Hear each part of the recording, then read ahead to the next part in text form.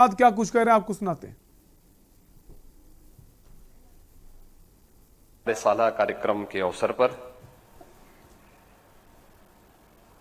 पूरे देश को अपना मार्गदर्शन देने के लिए प्रदेश की राजधानी लखनऊ में उपस्थित आदरणीय प्रधानमंत्री जी, प्रदेश की माननीय राज्यपाल श्रीमती आनंदीबेन पटेल जी, माननीय रक्षा मंत्री श्री राजनाथ सिंह जी, केंद्रीय आवासन एवं शहरी विकास और पेट्रोलियम मंत्री श्री हरदीप सिंह पुरी जी, माननीय भारी उद्योग मंत्री भारत सरकार डॉक्टर महेंद्र नाथ पांडे जी,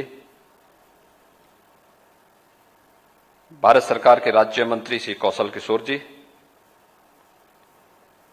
प्रदेश सरकार में मेरे वरिष्ठ सहयोगी उप मुख्यमंत्री श्री केशव प्रसाद मौर्य जी, डॉक्टर दिनेश शर्मा जी, नगर विकास के मंत्री श्री आशुतोष टंडन जी, राज्य मंत्री महेश चंद्र गुप्त जी, आज के इस 3 दिवसीय कॉन्फ्रेंस कम एक्सपो में उपस्थित देश के लगभग 1 दर्जन से अधिक नगर विकास के माननीय मंत्रीगण, प्रदेश सरकार के मेरे सभी सहयोगी मंत्रीगण और उपस्थित महानुभाव, मैं प्रदेश की ओर से देश के यशस्वी प्रधानमंत्री आदरणीय नरेंद्र मोदी जी का इस 3 दिवसीय कार्यशाला के शुभारंभ के अवसर पर हृदय से स्वागत करता हूं, अभिनंदन करता हूं।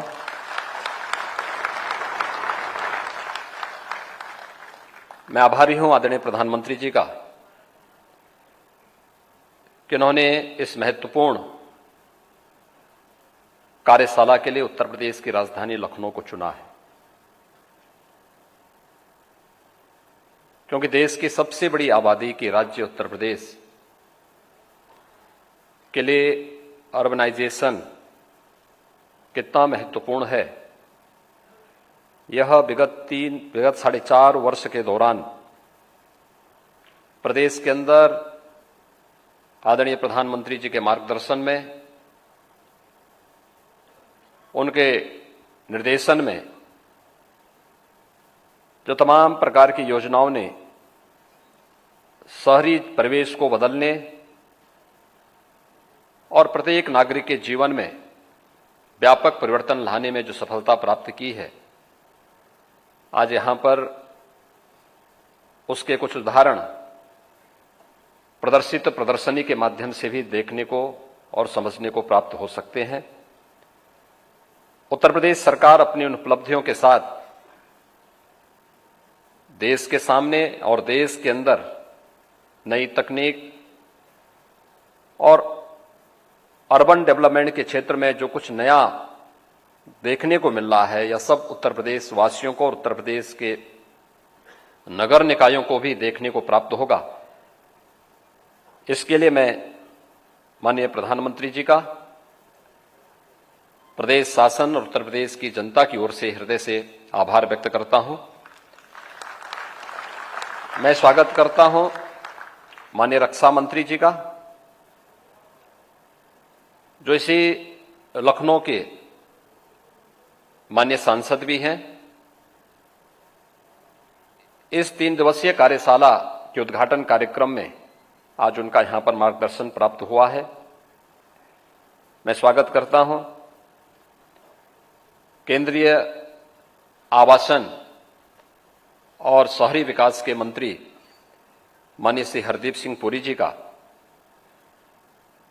जो निरंतर प्रदेश के विकास के लिए अपना सहयोग पूरी सकारात्मक ऊर्जा के साथ प्रदान करने के लिए सदैव तत्पर रहते हैं। मैं केंद्रीय मंत्री महेंद्र नाथ पांडे जी का, श्री कौशल किशोर जी का भी इस अवसर पर हृदय से स्वागत करता हूं। देश के लगभग 1 दर्जन से अधिक राज्यों के नगर विकास के मंत्रीगण भी इस अवसर पर इस 3 दिवसीय कार्यशाला में यहां पर उपस्थित हुए हैं।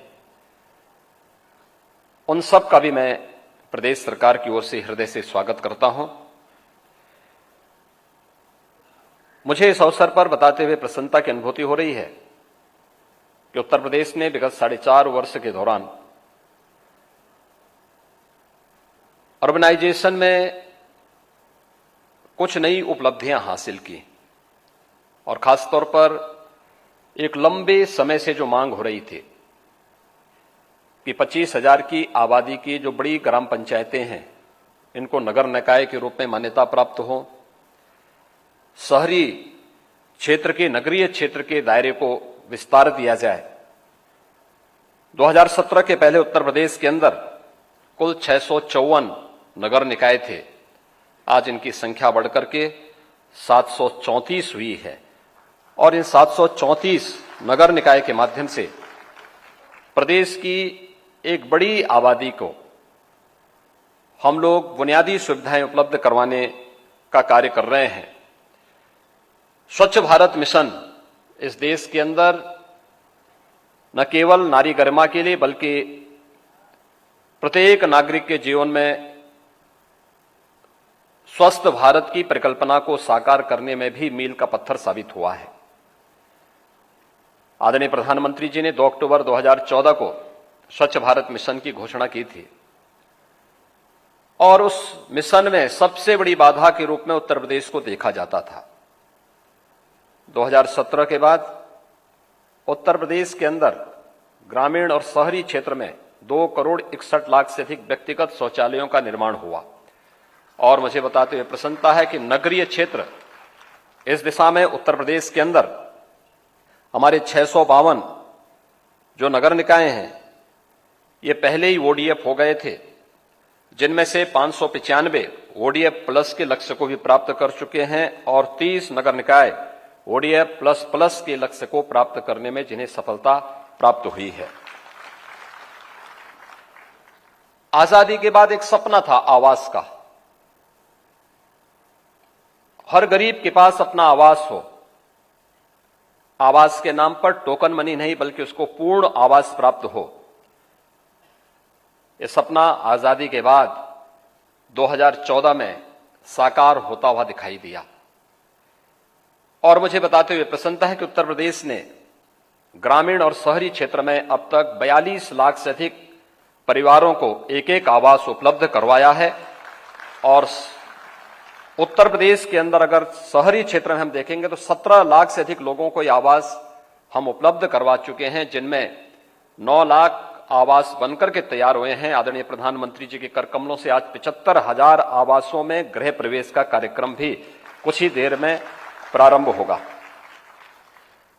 हाउसिंग कंस्ट्रक्शन को एक नई दिशा देने वाली लाइट हाउस परियोजना की जो 6 परियोजनाएं देश के अंदर प्रारंभ हुई हैं, उनमें से एक प्रदेश की राजधानी लखनऊ में है और जिस तेजी के साथ ये प्रोजेक्ट तैयार हुआ उसमें से ज्यादातर आवास आवंटित भी हो चुके हैं और आपके द्वारा जैसे उद्घाटन के कार्यक्रम को आगे बढ़ाएंगे तो उसमें बहुत सारे लोगों को उस आवास में रहने की सुविधा प्राप्त होगी। नई तकनीक के साथ कम समय में और सस्ते आवास उपलब्ध करवाने की परियोजना उत्तर प्रदेश के अंदर आज साकार होते हुए दिखाई दे रही है। महोदय, मुझे बताते हुए प्रसन्नता है कि अमृत योजना के अंतर्गत उत्तर प्रदेश के 60 नगर निकाय के अंदर 11,421 करोड़ रुपए की लागत की पेयजल की, सीवरेज की, ग्रीन बेल्ट को डेवलप करने की और पार्क के निर्माण की परियोजनाएं अब तक पूरी हो चुकी हैं। एक बड़ी आबादी को इन सभी बुनियादी सुविधाओं से आच्छादित करने इन सभी योजनाओं के माध्यम से हमें सफलता प्राप्त हुई। तो स्मार्ट सिटी मिशन के अंतर्गत प्रदेश के सभी 17 नगर निगमों को, जिसमें 10 आपके अनुकंपा से उत्तर प्रदेश के शहर स्मार्ट सिटी मिशन के अंतर्गत चयन हुए थे और 7 जो नगर निगम बचे थे इन्हें उत्तर प्रदेश सरकार ने कन्वर्जेंस के माध्यम से स्मार्ट सिटी की तर्ज पर विकसित करने का निर्णय लिया और अभी 17 के 17 नगर निगमों में स्मार्ट सिटी मिशन का एक कार्यक्रम उत्तर प्रदेश के अंदर तेजी के साथ कार्य करते हुए दिखाई दे रहे हैं। महोदय, पूरे देश, पूरी दुनिया ने इस सदी की सबसे बड़ी महामारी कोरोना के दौरान आपके नेतृत्व, आपके मार्गदर्शन और आपके सानिध्य को बहुत नजदीक से महसूस किया है। कोरोना प्रबंधन में WHO और दुनिया की उन तमाम संस्थाओं ने आपके नेतृत्व की और आपके मार्गदर्शन की भूरी भूरी प्रशंसा की है। और मुझे बताते हुए प्रसन्नता है जब उत्तर प्रदेश में आज इस कॉन्फ्रेंस के उद्घाटन कार्यक्रम के लिए आपका अमूल्य समय प्राप्त हुआ है। उत्तर प्रदेश 11 करोड़ डोज उत्तर प्रदेश के नागरिकों को कोविड वैक्सीन के अब तक देने में सफलता प्राप्त हुई है। हम लगभग 8 करोड़ लोगों के कोविड टेस्ट भी अब तक संपन्न कर चुके हैं। और मुझे बताते हुए प्रसन्नता है कि आत्मनिर्भर भारत के उस लक्ष्य को प्राप्त करने के लिए PM स्वनिधि योजना, जो स्ट्रीट वेंडर के लिए आजादी के बाद पहली योजना प्रारंभ हुई थी, स्ट्रीट वेंडर के लिए उत्तर प्रदेश के अंदर अब तक 7 लाख से अधिक स्ट्रीट वेंडर को हम लोगों ने बैंकों से लोन उपलब्ध करवाने में सफलता प्राप्त की है। और हमारा प्रयास है कि बहुत शीघ्र जो बचे हुए लगभग 1.5 लाख अन्य स्ट्रीट वेंडर हैं, उनको भी हम इस सुविधा से आच्छादित करने में हमें सफलता प्राप्त होगी। महोदय, आपका हमेशा से इस बात पर जोर रहा है कि शहरी क्षेत्र में पब्लिक ट्रांसपोर्ट का सिस्टम बेहतर होना चाहिए, और इसके लिए आज आप पहले से उत्तर प्रदेश के अंदर आपके मार्गदर्शन में 40 इलेक्ट्रिक बसेस पहले से संचालित हैं, और आज आपके कर कमलों से 75 ऐसी बसेस, इलेक्ट्रिक बसेस का संचालन आपके कर कमलों से प्रारंभ होने जा रहा है। और आने वाले समय में उत्तर प्रदेश के 14 नगर निकायों में 700 बसेस के संचालन की कार्रवाई भी हम लोगों की प्रक्रिया के अधीन है। उसको हम बहुत शीघ्र प्रदेश के अंदर, आज से जो प्रक्रिया आपके कर कमलों से प्रारंभ होगा, उसको बहुत शीघ्र यहां पर लागू करेंगे। साथ ही साथ मेट्रो के लिए, जो पब्लिक ट्रांसपोर्ट का एक बेहतरीन माध्यम है, 2017 के पहले उत्तर प्रदेश का एक भी नगर निकाय मेट्रो से नहीं जुड़ा हुआ था।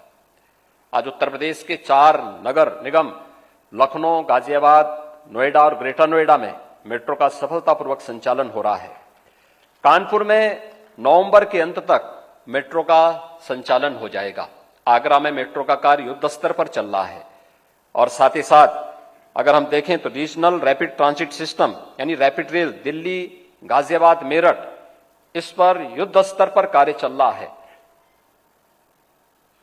प्रदेश के अंदर छोटे नगर निकायों के बारे में भी उन्हें बुनियादी सुविधाओं से आच्छादित किया जा सके, इसके लिए राज्य सरकार ने पंडित दीनदयाल उपाध्याय आदर्श नगर निकाय योजना पहले से संचालित की है, और ये सभी नगर निकाय इसके माध्यम से संचालित हैं।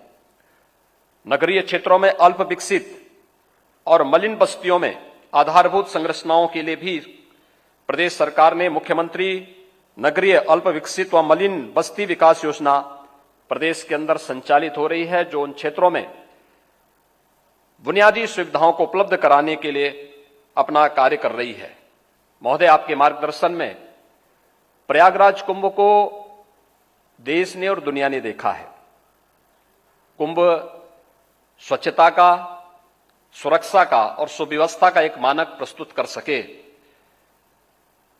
आपका जो मार्गदर्शन और नेतृत्व प्राप्त हुआ था, उस समय प्रयागराज कुंभ ने उस अभियान को आगे बढ़ाने का कार्य किया था, और प्रयागराज कुंभ ने कुंभ को एक नई दिशा देने का कार्य किया था।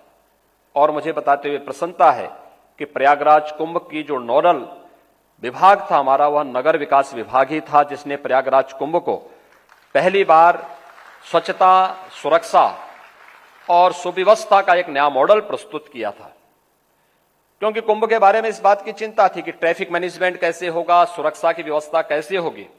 स्मार्ट सिटी मिशन के अंतर्गत प्रयागराज के अंदर जिस integrated command and control centre का उद्घाटन आपने किया था, उस कमांड एंड कंट्रोल सेंटर ने केवल प्रयागराज कुंभ में ट्रैफिक की व्यवस्था के संचालन में अपना योगदान दिया था, बल्कि प्रयागराज कुंभ में आने वाले 24 करोड़ श्रद्धालुओं को सुरक्षा उपलब्ध करवाने में भी वहां की व्यवस्था ने बहुत बड़ा योगदान दिया था। और वह कार्यक्रम इस अवसर पर प्रारंभ हुआ। हम आभारी हैं आपके कि आपने 1 अक्टूबर को स्वच्छ भारत मिशन शहरी के द्वितीय चरण के कार्यक्रम का और अमृत के द्वितीय चरण के कार्यक्रम का शुभारंभ किया है। आपने लक्ष्य रखा है कि नगरीय क्षेत्र को पूरी तरह कचरे से मुक्त रखा जाए। शहरों को प्राप्त होने वाला जो जल है उसको सुरक्षित रखने की जो आपका संकल्प है। सीवरेज का गंदा पानी किसी भी नदी में न गिरे, आपका जो संकल्प है, इस संकल्प के साथ प्रदेश सरकार पूरी प्रतिबद्धता के साथ उसे एक मंत्र मान करके आगे बढ़ाने का कार्य करेगी। हमें पूरा विश्वास है कि 3 दिवसीय कार्यशाला आपके मार्गदर्शन में सफलता की नई ऊंचाइयों को प्राप्त होने के साथ साथ एक दूसरे राज्य में जहां कहीं भी कुछ अच्छा हो रहा है उसको हम अंगीकार करने में सफल होंगे। मैं एक बार फिर से इस पूरे कॉन्फ्रेंस के लिए की सफलता के प्रति अपनी शुभकामनाएं देता हूं। आदरणीय प्रधानमंत्री जी का, माननीय राज्यपाल महोदय का, माननीय केंद्रीय मंत्रियों का, अन्य सभी आगत अतिथियों का हृदय से स्वागत अभिनंदन करता हूं। धन्यवाद। जय हिंद।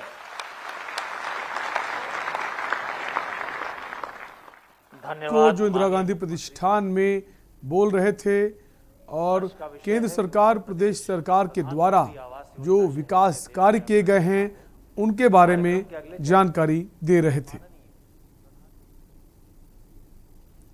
3 दिवसीय कॉन्क्लेव है ये, जिसका शुभारंभ करने नरेंद्र मोदी पहुंचे। प्रधानमंत्री नरेंद्र मोदी और 75,000 आवासों को चाबी सौंपेंगे। प्रधानमंत्री वर्चुअली तरीके से ये चाबियां सौंपी जाएंगी। और यहां रुकेंगे ब्रेक के लिए, फौरन लौटेंगे। आप देख रहे हैं के न्यूज, खबरों का सारथी। जुबान के लिए उड़ चला